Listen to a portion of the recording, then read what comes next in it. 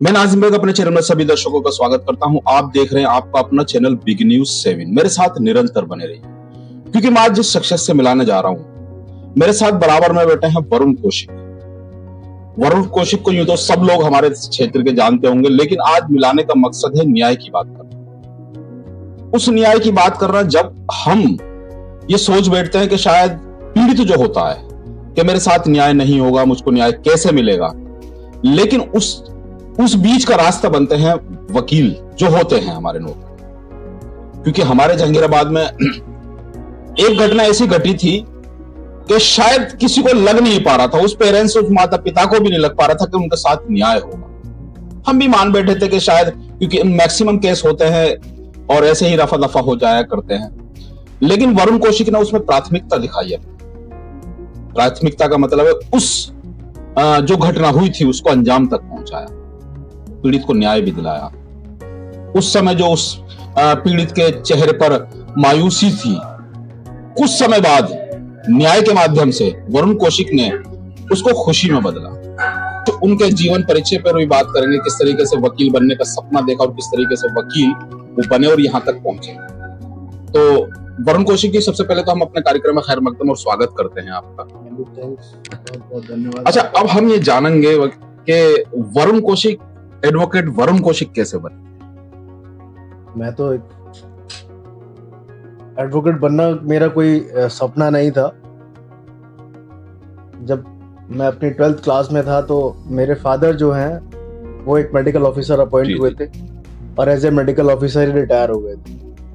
उनको अपने पूरी सर्विसेज में कभी भी कोई प्रमोशनल पे स्केल प्रमोशन नहीं मिला। तो वहाँ से जो मुझे हिट्स मिलते थे, जब मैं मेरे फादर के साथ एक्सीडेंट हो गया था तो उनके साथ मुझे कोर्ट जाना पड़ता था इलाहाबाद। तो वहाँ पर जाना और वहाँ से आना वो बहुत ही हरासिंग होता था।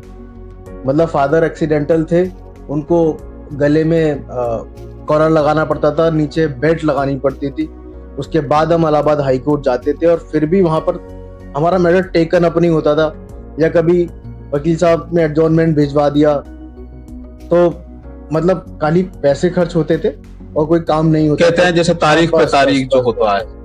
तो उस चीज से ना क्षुब्ध होकर मैंने तभी वहां पर सोच लिया था कि मेरे को या तो वकील बनना है या मेरे को जज बनना है। वही बनना है। हाँ, और ऐसा बनना है कि लोग मेरे पास आए ना तो मुझे गाली ना दें और मुझसे कुछ ना कुछ अपेक्षा जरूर रखें। अच्छा वरुण कौशिक जी, एक चर्चा हमारे जहांगीराबाद में ऐसा कांड हुआ था, ऐसी हादसा हुआ था जो 2-3 दिन लगातार सब लोग उसके चर्चाएं कर रहे थे, क्योंकि आरोपी पकड़ा भी गया था और आरोपी को जेल भी भेज दिया गया था। लेकिन उसके बाद जो शुरुआत होती है वो आपकी हुआ। कहते हैं कि अगर वकील चाहे तो सजा भी दिला दे और वकील चाहे तो उसको बाहर भी कर दे। जी जी। लेकिन उस समय पीड़ित परिवार, जो पीड़ित की जो माँ थी, वो बार बार आपसे कह रही थी और हम पुलिस थाने भी पहुंच रहे थे, वहां भी कह रही थी कि मुझको न्याय कैसे मिलेगा। आप वही केस की बात कर रहे जी हैं? जी जी जी। तो कैसा रहा वो सफर, क्योंकि इतने कम समय में आप उसको कैसे सजा दिला पाए? देखिए, जब ये मैटर मेरी कोर्ट में आया था, मेरे ही शहर का मैटर था। जी जी। जब ये मैटर मेरी कोर्ट में आया था तो उसी समय कप्तान साहब और डीजीपी साहब ने एक फोन कॉल मुझे किया था और उस फोन कॉल के माध्यम से मुझे इस मैटर की जो है विभत्सता के बारे में बताया गया था कि ये मैटर कितना विभत्स है। जी। तो उसी दिन मैंने प्रण कर लिया था कि इस मैटर में जल्दी से जल्दी न्याय दिलाने की कोशिश करूंगा और इसको डे टू डे बेसिस पे चलवाऊंगा कोर्ट। तो मैंने माननीय न्यायालय से प्रार्थना की थी, प्रार्थना मेरी स्वीकार हुई थी और डे टू डे बेसिस पे मैंने मैटर चलाया। लेकिन जब मैटर चालू हुआ और जब उसकी सीडी, चार्जशीट सब ये मेरे सामने आए, जितने भी एविडेंसेस सब मेरे सामने आए, तो जब उसका मेडिकल था, उसका मेडिकल देख के मैं मतलब मेरी आंखों में आंसू आ गए थे कि इस नन्ही सी पीड़िता के साथ वो इतनी हेल्पलेस रही होगी उस समय जी, कि वो लगभग 40-42 साल का व्यक्ति था और वो जो पीड़िता थी वो मात्र 4 वर्ष की थी। वो कितनी हेल्पलेस रही होगी कि उसके साथ इतनी बर्बरता। तो इसको तो निर्णय पे पहुंचाना है और इसको इसके असली गंतव्य पे पहुंचाना है, जहाँ पहुंचा दिया। अच्छा, आपने ये भी कहा था कि जब मैं उस मासूम का केस लड़ रहा था, उसको देख रहा था, तो मेरी बेटी सामने आ रही थी बात। बिल्कुल बिल्कुल बिल्कुल सर। वो मैंने इसलिए कहा था सर क्योंकि देखिए, हम जब किसी का ट्रायल लेते हैं तो जब मुलजिम जो है सारे हाथ पैर फेंक लेता है अपने आप को बचाने के लिए, तो जब उसके पास आखिरी हथियार क्या होता है, आखिरी हथियार मुलजिम के पास ये होता है कि वो कुछ नहीं कर पाए तो या तो जज साहब को खरीद ले या वो वकील साहब को वकील जो अगेंस्ट हैं उसके, जो केस लड़ या रहे तो जज साहब को खरीद ले या वो अगेंस्ट में जो वकील साहब है उनको खरीद ले। जी जी तो इस तरह के कुछ प्रश्न मेरे सामने आए थे जी जी जिनको मैंने नकार दिया था। तो मेरी बेटी जो है, जिसका 4 साल की बच्ची थी वो जी मार्च, जी जी जी मेरी बेटी खुद 5 वर्ष की, अभी 5 वर्ष की होगी वो इसी मार्च में। तो अगर मैं उसके साथ ये करता तो मुझे कहाँ जाना था, मुझे भी तो ऊपर जाना है सर। अच्छा, अब हम ये भी देखते हैं कि वकील जो हुआ करते हैं, मैक्सिमम जो वकील हुआ करते हैं, केस जो वादी प्रतिवादी के सामने लड़ते हैं, लेकिन एक कैंटीन में चाय भी पिया करते हैं। बिल्कुल। तो जो सामने वाला जो उसका केसेसवाद जो कहते हैं कि वादी होते हैं, प्रतिवादी होते हैं, उनके मन में कुछ अलग सी भावना होती है, यार ये तो केस लड़ रहे हैं हमारा और चाय भी एक साथ पी रहे हैं, तो ऐसा कैसे उनको सेटिस्फाई कर पाते हैं? देखिए, हम जो वकील लोग होते हैं हमारे मत भिन्न होते हैं कोर्ट में। एक आपके पक्ष से होता है और एक दूसरे पक्ष से होता है।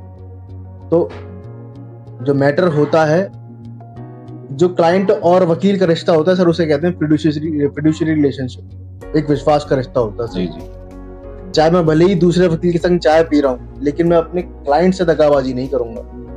जी जी जी। असल में उसके सामने जो होता है वो मन में देखता है कि यार ये तो चाय पी रहे हैं। वो उसको भले ही देखने दीजिए, लेकिन अगर हम दूसरे वकील से बात कर रहे हैं तो इसका मतलब ये नहीं है कि अपने क्लाइंट से दगाबाजी कर रहे हैं। कल को आपके मैटर में आपको हम विजय दिलाएं, ये आपके लिए अच्छी बात है, और आप विजय प्राप्त करके वहां से जाएं, अपने घर पहुंच जाएंगे। उसके बाद आप मेरे पास आएंगे नहीं आएंगे वो अलग चीज है, लेकिन जो दूसरा मेरा भाई है वो मेरे साथ ही रहेगा। अच्छा, मैं समझता हूँ कि कहते हैं कि आपको अभी बात कही आपने, खरीदने की भी बात हुआ करती है जजिया एक वकील को, लेकिन आपको जो उसके बाद सम्मान मिले, जी सर, मैं समझता हूँ वो कहीं उससे ज्यादा। सर, जो पढ़ाई होती है ना सर जी, वो कभी भी पैसे कमाने के लिए नहीं की जाती। पढ़ाई करने का मतलब ये होता है कि आपको ना अपना पर्सनैलिटी डेवलपमेंट करना। और ईश्वर ने मुझे ऐसे परिवार में जन्म दिया है कि उनका जो मेरी परवरिश भी है वो इस तरीके से हुई है कि बेटा आपने पढ़ाई करनी है और जनता के काम आना है। जी। अगर मैं चाहता, मैं बहुत इंस्पायर हूँ डॉक्टर देविंदर से। जी जी जी। हमारे ही नगर के हैं और बहुत ही रेप्यूटेड पर्सनैलिटी है अपने आप में। तो कई बार मेरे को ना इस तरीके से कॉम्प्लेक्स दिया जाता है कि आप दिल्ली थे, वहां से क्यों आ गए। सही बात है। तो डॉक्टर देविंदर साहब के पास में बैठा हुआ था जी। तब मेरे को मैंने उनसे पूछा था कि आप एमबीबीएस थे, उस समय यहाँ पे कोई होता नहीं था और आपके पास तो बहुत अपॉर्चुनिटी थी। जी जी जी। जो डॉक्टर देविंदर के बेटे और मैं साथ पढ़ते थे मेरठ बोर्डिंग में।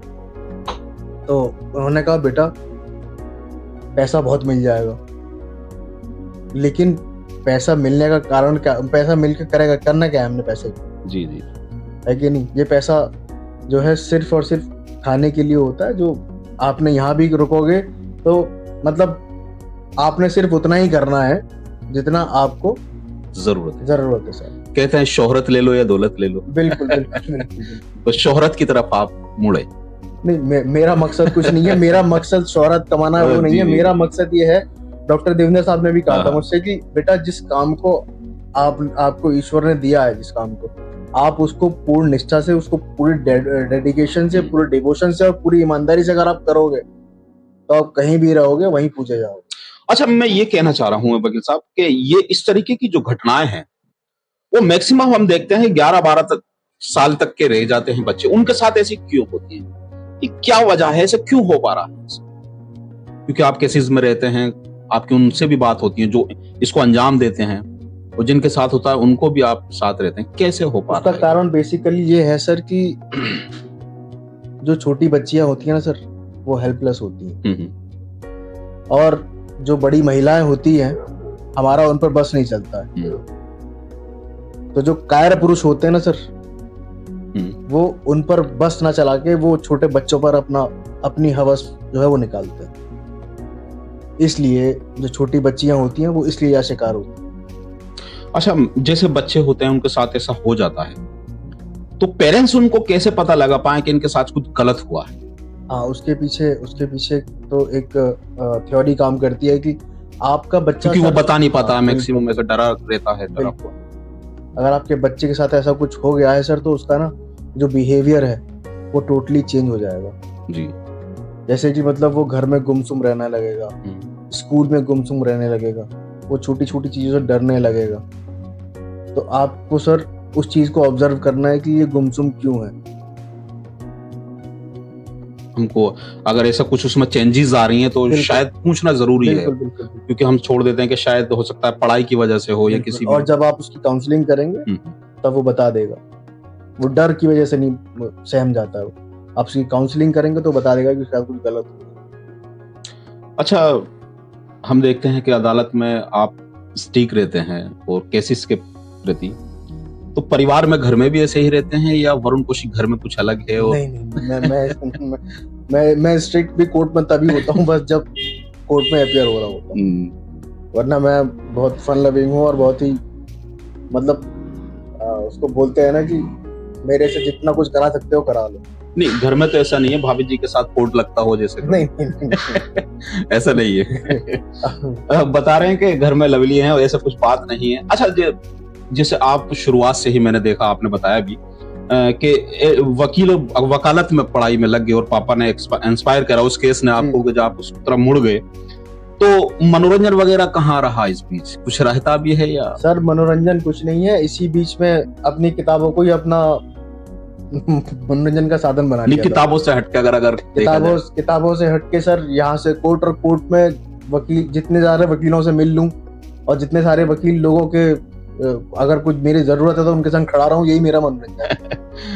वकील वरुण कौशिक जी बता रहे हैं कि जो मैं बुक का एक चैप्टर जब मैं सोचता हूँ कि मुझको मनोरंजन करना है तो मैं बुक का एक चैप्टर बदल देता हूँ, जो उसको पढ़ लेता हूँ, तो मेरे लिए वही मनोरंजन हो रहता है। जो मेरे सहपाठी उनके साथ जो व्यतीत समय होता है, आप ये समझिए कि मैं मतलब इंडिया की ऐसी बहुत कम कोर्ट जहाँ मैं अपीयर ना हुआ हूँ।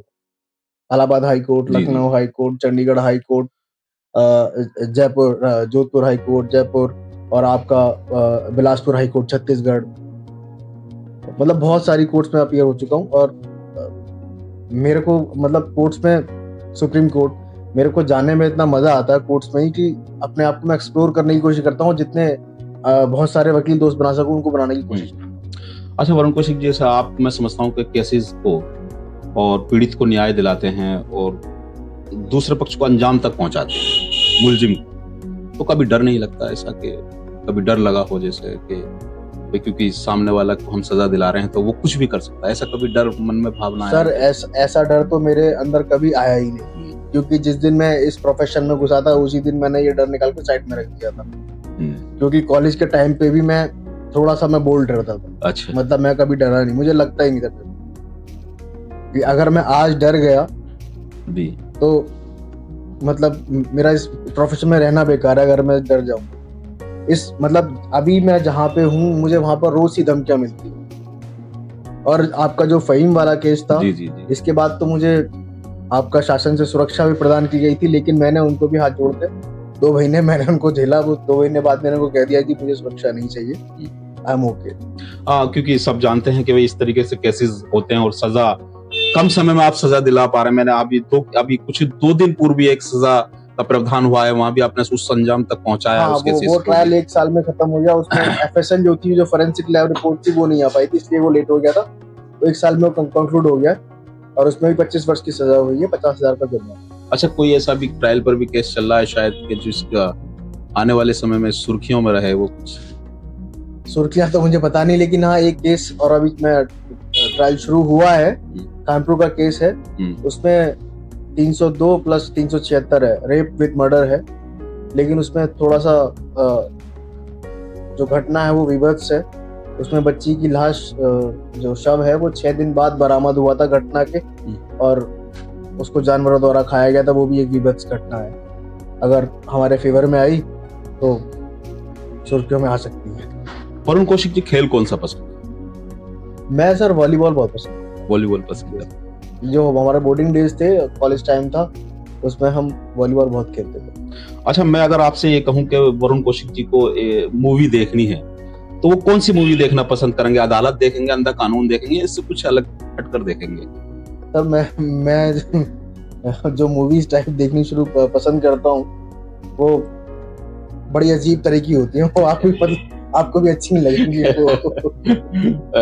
प्रोसिक्यूशन ऑफ विटनेस, आपने नाम भी नहीं सुना होगा। जी जी जी, एक मूवी है, बता रहे की मूवी देखता हूँ मैं। अच्छा, जैसे एज ए हीरो और एज ए खिलाड़ी कौन सा पसंद करते हैं? Sir as a hero, as a खिलाड़ी का जो हीरो है सर, वो मुझे इरफान खान बहुत पसंद है। अभी वो इस दुनिया में नहीं है, बट इरफान खुद रंग थे। उनका अभिनय देख के लगता है। कौन सी फिल्म अच्छी लगती थी उनकी, देखी हो आप? इरफान खान की मकबूल फिल्म बहुत ही शानदार फिल्म। जी, साहिब बीबी और गैंगस्टर। बहुत सारी फिल्म इरफान की ऐसी थी जो मतलब बहुत अच्छी थी, अपने आप में एक्टिंग थी इरफान की। और खिलाड़ी, एज ए खिलाड़ी?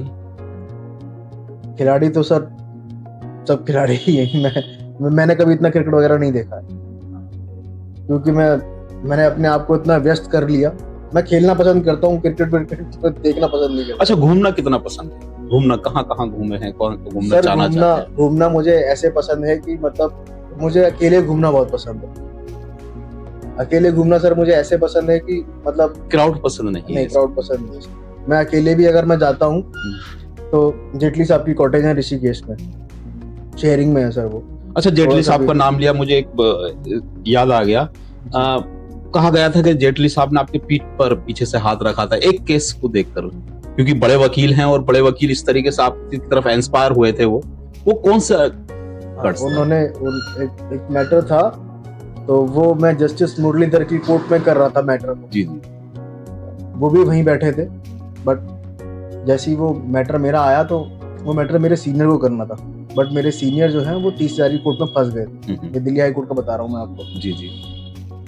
तो उस मैटर के लिए मुझे मुंशी जी ने बोला कि आप इसमें डेट ले लीजिएगा, और जो है साहब नहीं आ पाएंगे। तो उस मैटर को मेरे द्वारा तैयार किया गया था। तो मैंने बॉस के ऑर्डर की अवहेलना करते हुए उस मैटर को जो है मैंने मोबाइल से, फाइल मेरे पास नहीं थी, मोबाइल में मेरे पास पीडीएफ थी उसकी, मैंने पीडीएफ से उसको आर्ग्यू कर दिया और वो एडमिट हो गई थी मेरी पिटीशन। वो एडमिट होने के बाद जब मैं कोर्ट से निकला था तो पीछे से सर आए जेटली साहब, और उन्होंने जो है मुझे पीठ पे हाथ मार के पूछा कि आपका नाम क्या है। फिर उन्होंने मुझे चाय ऑफर की और उसके बाद ही फिर हम दोनों का सिलसिला शुरू हुआ। अच्छा, ये सम्मान की कड़ी में पहला सम्मान आपको कब मिला?